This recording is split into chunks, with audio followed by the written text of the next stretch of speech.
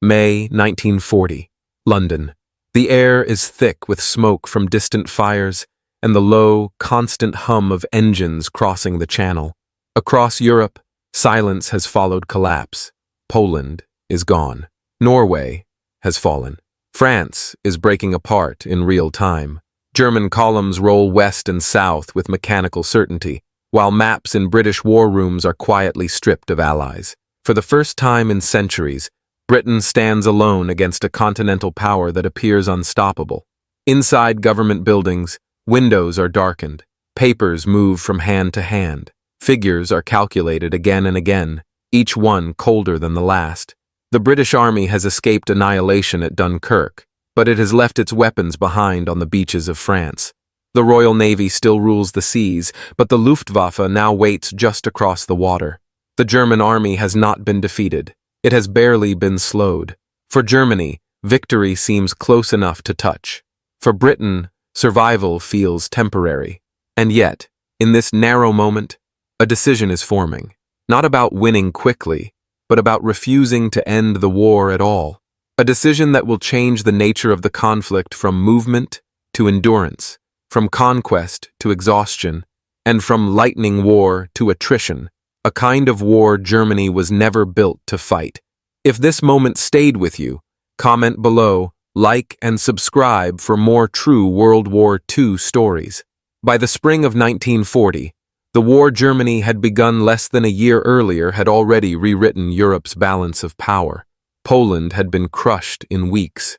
Denmark and Norway had fallen in rapid succession. In May, German forces turned west, striking through the Ardennes, a route dismissed by Allied planners as impractical for armored warfare. Within days, that assumption lay in ruins. French defensive doctrine, built around static fortifications and slow mobilization, collapsed under the speed and coordination of German armor, infantry, and air power. The Wehrmacht's success was not simply tactical brilliance. It was the product of a doctrine designed to end wars quickly. Germany lacked the raw materials, oil reserves, and industrial depth for prolonged conflict. Its leaders understood this. Blitzkrieg was not merely a battlefield method. It was a strategic necessity. Wars had to be decided before economic weakness became fatal. Speed was survival. As German panzer divisions drove toward the Channel coast, British and French forces were cut off in northern France. The result was Dunkirk, not a victory, but an escape. Between late May and early June 1940, more than 330,000 Allied soldiers were evacuated across the Channel. They returned alive, but almost everything else was lost. Artillery, tanks, vehicles, ammunition, the material backbone of a modern army, remained on French soil. Britain had preserved manpower, but it had been stripped of means. France, meanwhile, unraveled. Paris was declared an open city. The French government fled south. On June 22, 1940, France signed an armistice with Germany in the same railway carriage used in 1918. The symbolism was deliberate. Germany now dominated Western Europe. From the Atlantic coast to the borders of the Soviet Union, the continent lay either conquered, neutralized, or intimidated. Britain's strategic position had become stark. Its army was weakened. Its air force was untested against sustained attack. Its economy depended on overseas trade that now faced a tightening noose of submarines and surface raiders. Across the Channel, German forces occupied ports, airfields, and infrastructure that brought invasion within operational reach. The English Channel, once a natural moat, now felt narrow. Within the British government, the assumption of inevitable defeat began to surface quietly. Military assessments were grim. The chiefs of staff warned that invasion, if supported by air superiority, could overwhelm home defenses. Stockpiles were thin. Training units lacked equipment. In purely numerical terms, Germany held the advantage in aircraft, armor, and experienced ground forces. Yet Germany, for all its momentum, was also standing at a strategic threshold. Its victories had been decisive, but costly in fuel, equipment wear, and logistics. The German Navy was small and badly outmatched by the Royal Navy. The Luftwaffe, though powerful, was designed to support land campaigns. not sustain a long-range strategic air war. And beneath the triumph, Germany's economy was already straining under mobilization. At this moment, Adolf Hitler expected the war in the West to end. He believed Britain would negotiate. In his view, Britain had lost its allies, lost its army's equipment, and lost its position on the continent. Continued resistance made little sense. Germany had no desire to occupy the British Isles if it could be avoided. An armistice would secure Germany's dominance in Europe without risking its fragile long-term position. That assumption, that Britain would act rationally in German terms, shaped everything that followed. It was an assumption rooted in calculation, not endurance. And it was about to be tested by a decision made under pressure, isolation, and uncertainty. A decision that would lock Germany into a form of war it had never intended to fight. In June 1940, Britain's war effort narrowed to a single, uncomfortable question: whether survival required negotiation or resistance without guarantee of victory. The fall of France had removed Britain's primary continental ally and exposed the island nation to direct assault. Military planners spoke in careful language, but the implications were clear. Britain could not match Germany on land. Its army was rebuilding from near disarmament. Any prolonged defense would depend on air power, sea control, and the endurance of civilian society under attack. Within the War Cabinet, the debate was not ideological, but practical.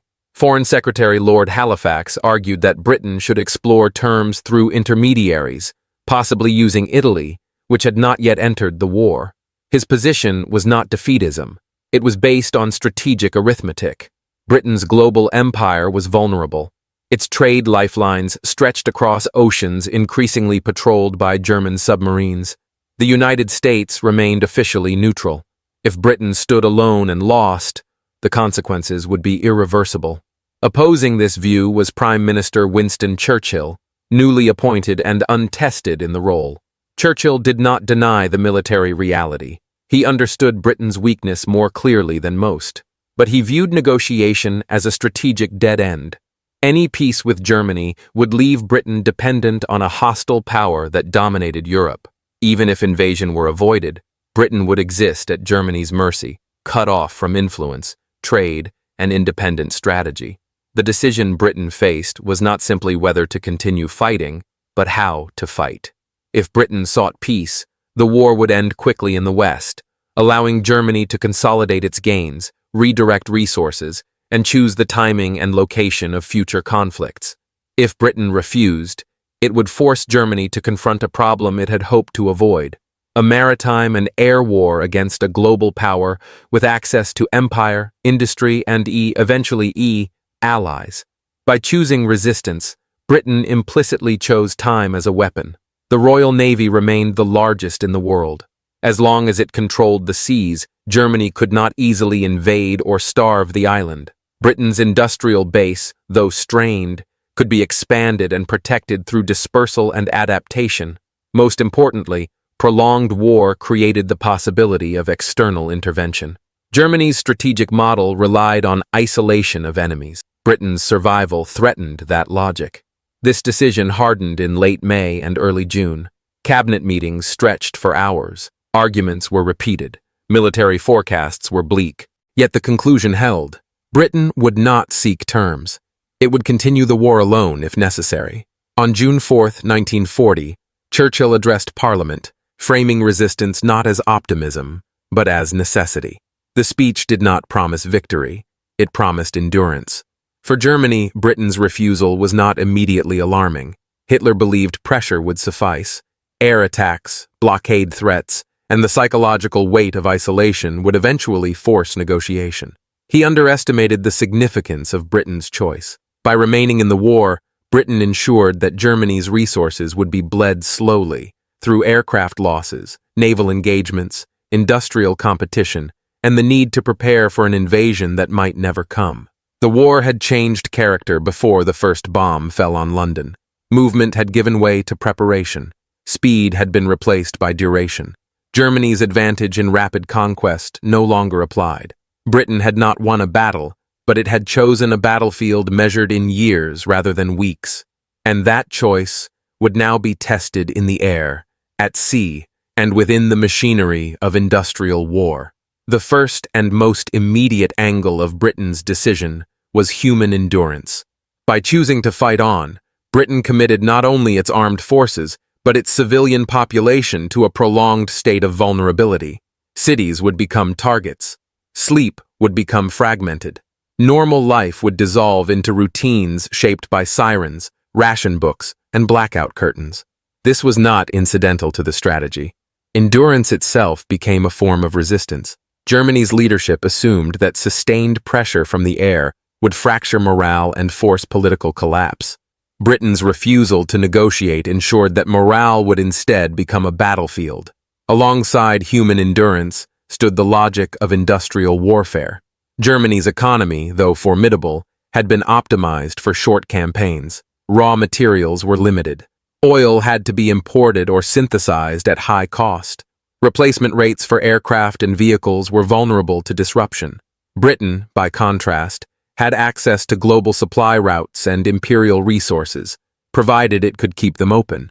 Attrition favored the side that could lose and replace equipment repeatedly without systemic failure. Britain's strategy quietly accepted losses in exchange for time. The naval dimension deepened this imbalance. The Royal Navy's continued dominance prevented Germany from converting continental victory into decisive force. Invasion planning depended on sea control Germany did not possess. More importantly, the British blockade, refined from lessons learned in the First World War, began to restrict Germany's access to critical materials. This was a slow, invisible pressure, measured not in battles but in production figures, maintenance schedules, and nutritional statistics. Every month Britain stayed in the war, tightened constraints Germany could not escape. Technology also played an unexpected role. Britain's air defense system, integrating radar, observer networks, and centralized command, allowed limited fighter forces to be used efficiently. Germany's Luftwaffe, designed for offensive support, found itself drawn into a contest of exhaustion it had not planned. Aircraft losses mattered. Pilot fatigue mattered. Maintenance cycles mattered. Attrition did not require Britain to win decisively in the air, only to survive. At the strategic level, Britain's decision forced Germany into continual preparation for contingencies that never resolved. Invasion planning tied down divisions. Air campaigns diverted resources from other fronts. Naval construction programs competed with army and air priorities. Germany's war economy became reactive rather than decisive, responding to Britain's continued existence rather than shaping the conflict's direction. This angle of attrition was not dramatic in the conventional sense. It unfolded in factories, shipping lanes, and planning rooms, but it established the war's underlying rhythm, a rhythm in which Germany's strengths eroded incrementally, and Britain's refusal to collapse ensured the conflict would expand rather than conclude. That expansion would soon be shaped not only by systems and resources, but by the psychology of leadership on both sides, an angle where assumptions, pride, and miscalculation would prove just as decisive. At the heart of Britain's decision was a contrast in leadership psychology that would shape the war's trajectory. Winston Churchill's approach to strategy accepted uncertainty as permanent. He did not require clear victory conditions to justify continued resistance. Survival itself was sufficient. This mindset aligned naturally with attrition. Britain did not need to defeat Germany quickly. It needed to remain unbroken long enough for Germany's advantages to decay. Adolf Hitler's leadership, by contrast, was driven by expectation of resolution. His successes reinforced a belief that enemies would collapse under pressure once military defeat seemed apparent. Britain's refusal to negotiate disrupted this pattern. Hitler interpreted it not as strategic calculation, but as obstinacy. As a result, German responses became coercive rather than adaptive. The Luftwaffe was tasked with forcing Britain to the table through air power, despite lacking the doctrinal tools for sustained strategic bombing. This misalignment extended into German planning culture. Germany's high command assumed that decisive blows were always preferable to prolonged engagement. Attrition was viewed as wasteful and dangerous. Yet Britain's persistence made attrition unavoidable. Every failed effort to compel surrender deepened Germany's commitment to a war form it feared. Resources were spent not to win quickly, but to avoid losing slowly. Moral framing also diverged. Britain cast resistance as defense of political independence and long-term survival. Germany framed continued British resistance as irrational defiance. This framing limited German strategic imagination. Negotiation, compromise, or acceptance of stalemate were dismissed. Escalation became the default response. Each escalation expanded the war's scale and duration. German blind spots multiplied. The belief that Britain could be bombed into submission underestimated civilian resilience and overestimated air power's political effects. The assumption that the British Empire would fracture ignored its capacity to mobilize resources under threat. Most critically, Germany failed to recognize that Britain's continued presence in the war created a strategic anchor for future coalitions. As long as Britain held out, Germany's enemies had a place to return. By late 1940, Germany faced a paradox of its own making. It had won battles faster than it could convert victory into peace. Britain's decision had turned German strength into a liability, speed without closure, power without finality. The longer the war continued, the more Germany's options narrowed. That narrowing would soon reach a decisive threshold, not in a single moment, but in a sequence of events where preparation turned into overreach, and attrition ceased to be theoretical, becoming brutally measurable in losses, exhaustion, and irreversible commitment. By the summer of 1940, Britain's decision had moved beyond policy and into action.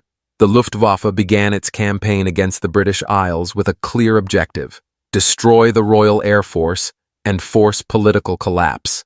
What followed was not a single battle, but a sustained contest measured in sorties, repair rates, and human endurance. Airfields were cratered, radar stations damaged, and factories targeted. Yet Britain did not break. Aircraft losses were replaced faster than Germany expected. Pilots were exhausted, but rotated. The system held. The Battle of Britain revealed the first structural weakness in Germany's approach. Air superiority proved harder to achieve than assumed. Germany's aircraft operated at the edge of their range, limiting loiter time and flexibility. British fighters, guided by radar and ground control, engaged selectively. Losses accumulated unevenly. For Germany, trained air crews became irreplaceable. For Britain, survival was sufficient. Attrition favored the defender. At sea, the conflict widened. German U-boats increased attacks on British shipping, seeking to sever supply lines and force economic collapse. Britain responded by reorganizing convoys, expanding escort production, and accepting losses while building capacity. This was attrition by design. Britain did not expect to eliminate the submarine threat quickly. It expected to outlast it. Germany now faced an operational dilemma. Invasion plans remained theoretical. The Royal Navy's presence made amphibious assault hazardous. Air power alone had failed to compel surrender. Yet withdrawing pressure risked validating Britain's strategy. Germany doubled down, extending the air campaign into cities. Civilian casualties rose. Infrastructure was damaged. But political collapse did not follow. This period marked the point of no return. Germany was now committed to a prolonged confrontation it had sought to avoid. Aircraft production surged, but so did losses. Naval construction strained resources. Army units trained for an invasion that could not proceed. Each branch competed for priority, fragmenting strategic focus. Britain's commitment hardened in response. Industrial dispersal reduced vulnerability. Civil defense systems improved. Public messaging emphasized endurance rather than victory. The war became a test of systems rather than maneuvers. By the end of 1940, Germany had failed to resolve the conflict in the West. Britain had not won, but it had survived. And survival, in this war, was transformative. It ensured that Germany's future decisions would be shaped by constraint rather than choice, a reality that would soon push German strategy toward riskier commitments elsewhere. As 1941 approached, the consequences of Britain's survival began to compound. Germany now faced a strategic environment defined by delay. Every month, Britain remained in the war, forced Germany to maintain pressure in the West while preparing for future campaigns. Resources that had once supported decisive offensives were now consumed by maintenance, replacement, and contingency planning. Attrition was no longer theoretical. It was measurable in fuel shortages, worn machinery, and exhausted personnel. The Luftwaffe entered the new year diminished. Aircraft numbers could be replenished, but experienced crews could not. Training pipelines were slow. Operational tempo remained high. Britain, meanwhile, refined its air defenses and expanded production. The balance did not swing dramatically, but it stabilized, and stabilization favored the side fighting defensively. Germany could not achieve the decisive breakthrough it required.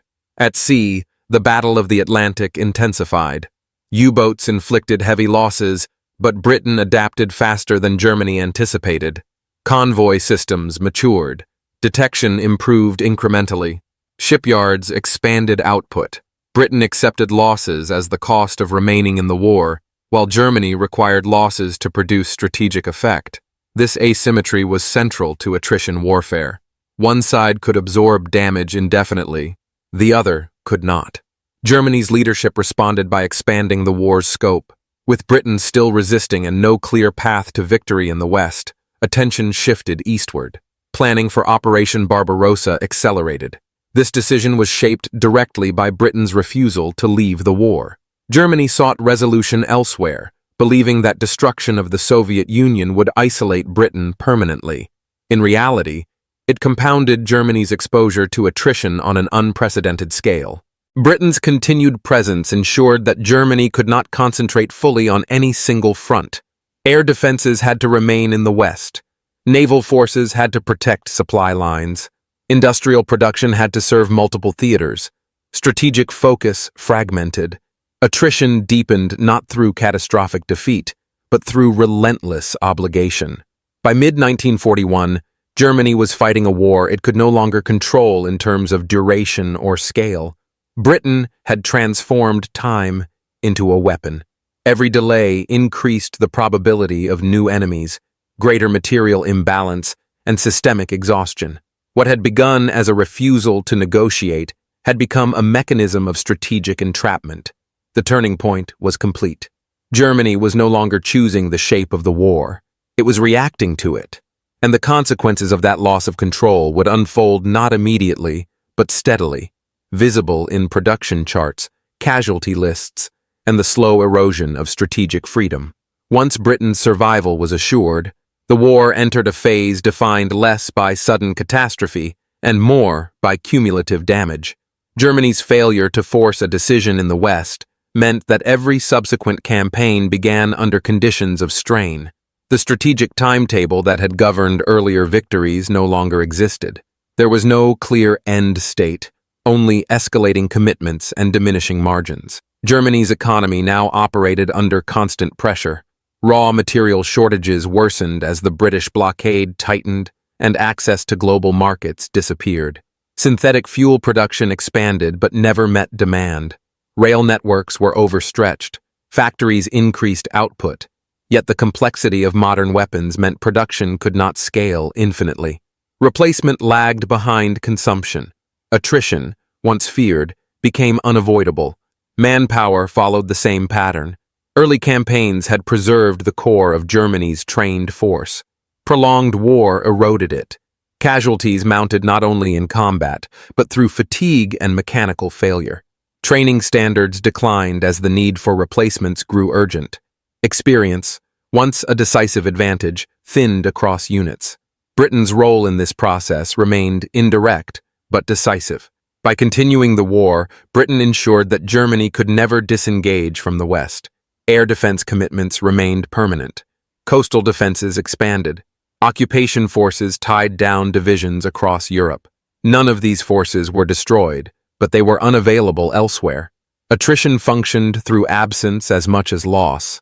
Psychologically, the war changed texture. German leadership began to accept sacrifice without clear progress. Promised victories were delayed. Timetables slipped. The expectation of a short war disappeared, replaced by improvisation and escalation. Britain's refusal to collapse undermined the narrative of inevitability that had sustained German momentum. For Britain, the cost was heavy. Cities suffered destruction. Lives were lost. Economic hardship intensified. Yet these sacrifices were aligned with a strategy that assumed endurance. Britain measured success not by territory gained, but by time survived. Every month without defeat validated the original decision. The war Germany now fought bore little resemblance to the one it had planned. Speed had been replaced by exhaustion, initiative by reaction. The attritional framework Britain had imposed could no longer be escaped. And as new powers entered the conflict, the imbalance Britain had preserved would soon become overwhelming. As the war expanded, the consequences of Britain's decision reached beyond its own survival. Britain became the anchor around which a global coalition formed. Supply routes opened to new partners. Industrial coordination increased. Strategic planning extended years into the future. What had begun as resistance evolved into preparation for eventual dominance. The entry of the United States transformed the material balance completely. Britain's continued presence in the war made American involvement operationally meaningful. Bases, intelligence sharing, and joint planning depended on Britain's survival. German leaders had hoped Britain's collapse would isolate any future adversary. Instead, Britain ensured that Germany would face opponents whose industrial capacity dwarfed its own. Attrition now accelerated beyond Germany's capacity to respond. Allied production outpaced losses. Aircraft, ships, and vehicles were replaced faster than they were destroyed. Germany's economy, already strained, could not compete with combined output. Strategic bombing compounded this imbalance, further disrupting production and transportation. The war Germany now fought was total in scope and unforgiving in duration. Choices narrowed.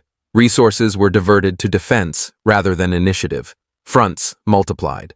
Attrition ceased to be a consequence and became the defining condition.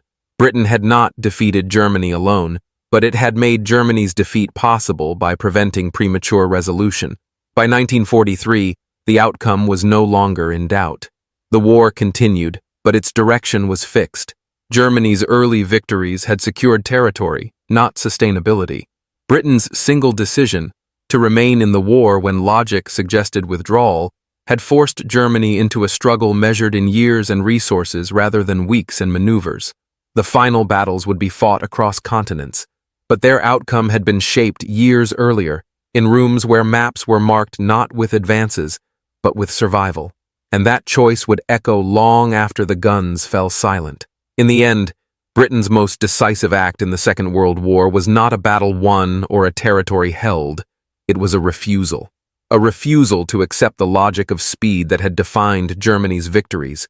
A refusal to believe that power alone determined outcomes. By choosing endurance over negotiation, Britain altered the nature of the war itself. Attrition is a quiet force. It does not announce itself with breakthroughs or surrender ceremonies. It works through time, pressure, and imbalance. Germany had been built to strike fast and conclude wars before weakness could surface. Britain's decision denied it that condition. Every day the war continued exposed limits Germany could not remove in fuel, manpower, industry, and strategic freedom. This was not an act of optimism. It was an acceptance of cost. Britain endured destruction, loss, and uncertainty without assurance of victory. Yet that endurance created space for adaptation, for allies, and for overwhelming material power to assemble. Germany's early triumphs remained impressive, but they became isolated moments rather than foundations for lasting control. History often remembers turning points as moments of action, but some turning points are moments of restraint, of choosing not to end something when ending it seems logical. Britain's decision did not win the war quickly. It ensured that the war would be fought on terms Germany could not sustain. When the conflict finally ended, years later, it was clear that the decisive shift had not occurred on a beach or in a single battle. It had occurred when one nation, facing isolation and apparent defeat, chose time as its weapon and forced its enemy into a war it could never afford to finish.